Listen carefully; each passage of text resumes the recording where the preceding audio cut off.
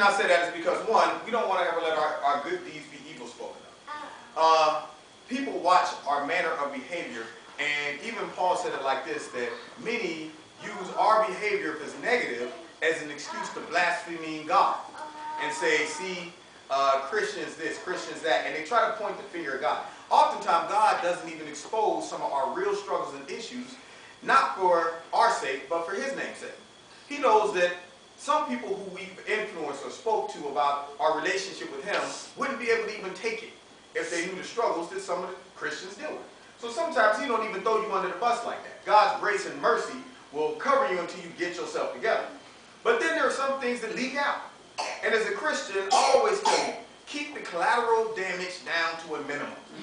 I'm telling you, man, you don't want to have to run around putting out a whole bunch of fires that you done lit, and now they're burning out of control, and everybody's going, I see all the fires, and you run around, what? They done did. Wow. What? Yeah, you trying to stomp them out.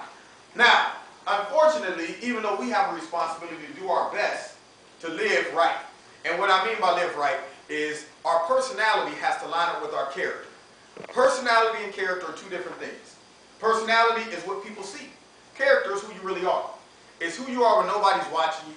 It's who you are when in your brain, what you're thinking about. That's the true character.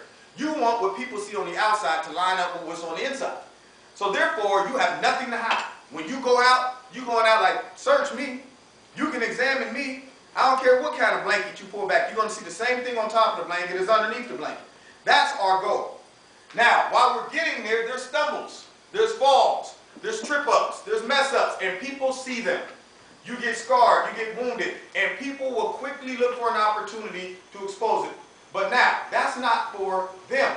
What that really is an attempt by the enemy is to discourage you. How do you respond to your falls? The devil is our accuser.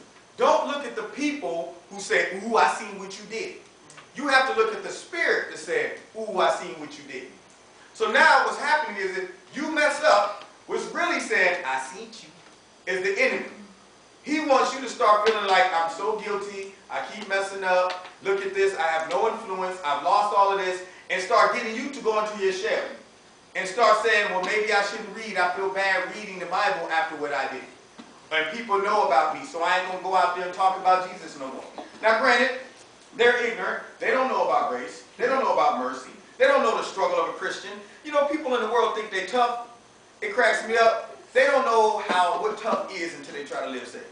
You know what I mean? It's tough. This is the toughest occupation in the world. The toughest, I'm telling you. I don't care if you are a Navy SEAL. I don't care if you work for the CIA as a hitman. I don't care if you're a cage fighter. Nothing is tougher than to try to get yourself to deny what you want to do. To try to put your whole will to the side and say, God, what do you want me to do? To sit back and say, everything in me wants to do this, and I'm going to say no, and I'm going to do this. That makes you tough. When you can say no to something that you absolutely want to do. And so they don't understand that, unfortunately. And some stuff that you actually do, and it gets out there, you got to live it down. Some stuff you just have to live down. And there's no other way to put it. Because what they would do is they will constantly use that as an excuse. Now, you don't think I've messed up and left some people bloody? Meaning I've done some things where people saw it and I couldn't do nothing about it. I'm like, man, boom. Now what I didn't do is make an excuse for my behavior. I didn't go out there and say, well, see, actually the Bible don't really. I said, you're right, brother. I'm wrong. I shouldn't be out here doing this. I'm going to repent. Now, what you have to do is say, Lord, until you get me right and get me strong enough to where I can stand at all times, send somebody to clean up some of the mess that I've made. You know how many people's mess God has used me to clean up? I done went to somebody who they said, well, I was going to get saved, but so-and-so did this, and he was a Christian. Sister so-and-so was this way, and she was that place, and one time she had said, and then I have to come in and spin it and show them the understanding of grace and mercy and forgiveness and passion and all of that stuff, and then they go, oh, I get it. But they wouldn't have received it from that same person, though. So sometimes when you leave somebody in a bad condition, all you can do is say, I dropped the ball, Lord. I misrepresented you on this one. Please have mercy on me and clean this mess up. I want this person one day to look back and say, now I understand that person's story. That's all you can do. You just got to live some stuff down. You know? All right, now I got a question here that I can't